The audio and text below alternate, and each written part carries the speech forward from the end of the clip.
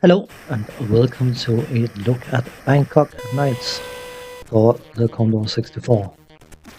The game that was developed and released by System 3. This is supposedly an action-packed Muay Thai simulation, which of course is the native term for Thai boxing, in which you start close to your village at a cliff's edge against an opponent, and as you defeat that opponent you will progress further, fighting more opponents when you eventually will enter the streets of Bangkok itself, beating up more people, and then once that is done you will be invited to the famous Lumpini Stadium, where you will be allowed to compete against the crop of the crop, the Bangkok Knights. That is the basic premise of the game, and being a fighting game, you can possibly imagine that you have various different fighting moves available to you, which of course you do. You have punches, elbows, kicks, knees, and jump kicks. You also have the ability to block, but we'll get back to that a bit later. Let's do interface, because why not?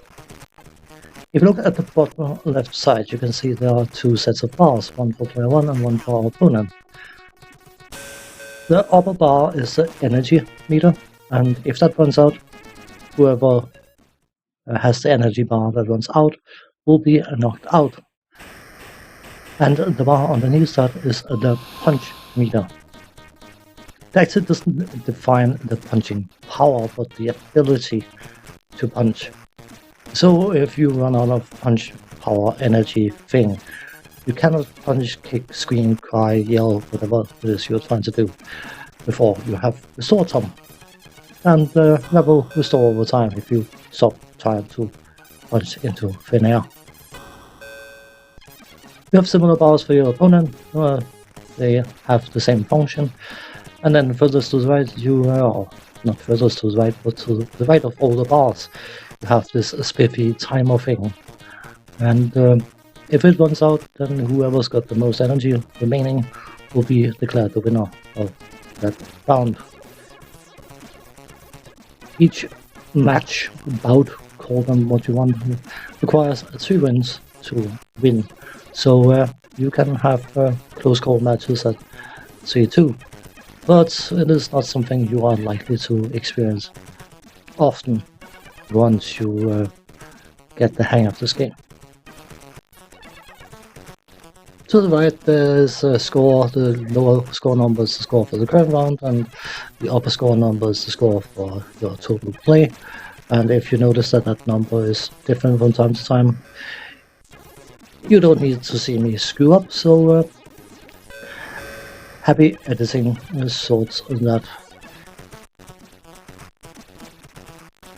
Let's cover the technical side of things. Graphics wise, this game, bearing in mind of course this is a game from 1987, is somewhat impressive with the size of the fighters. The backgrounds being 8-directional scrolling is also a sort of impressive thing compared to other 8-bit systems back in the time. And graphically, you can't really complain about this game. The fighting moves are somewhat animated, of course not going to look even remotely as smooth and funky and cool as later games down the line, but for what it is, it functions quite well, and I don't particularly have any issues with the graphics. The sound side of things, the music, which is made by Rob Hubbard. Depending on others' opinions, it is either an amazing soundtrack thing or it's absolute garbage.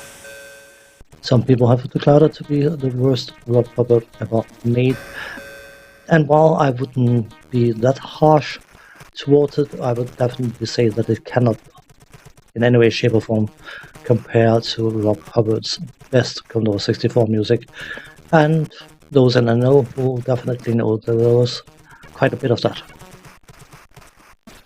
Personally, I'm not fussed. It doesn't bug me, it doesn't impress me.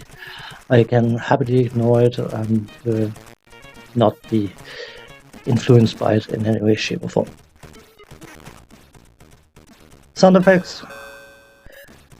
There's some sample speech, and if you are not using an old red box Commodore 64, you will likely not be able to hear it properly.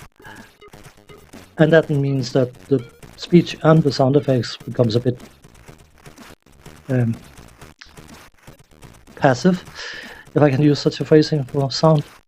It just, I would say, drowns in the music, but it becomes part of the music to a point where they may as well not be there. I cannot have an opinion of the sound effects due to that reason. The controls are absolutely pointless. And I know it sounds perhaps a bit bizarre to say such a thing, but you have various different moves that you can make depending on how you move the joystick and use the fire button.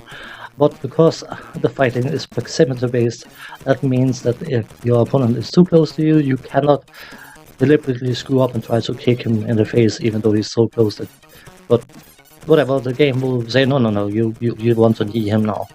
And then you will start doing knee kicks when you're trying to do a high kick.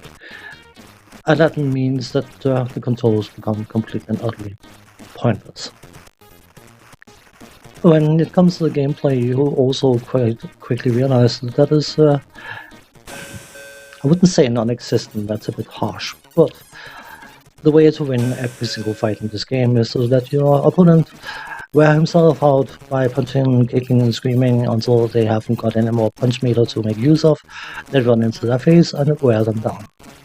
It works against every single opponent in the game, from the first to the last.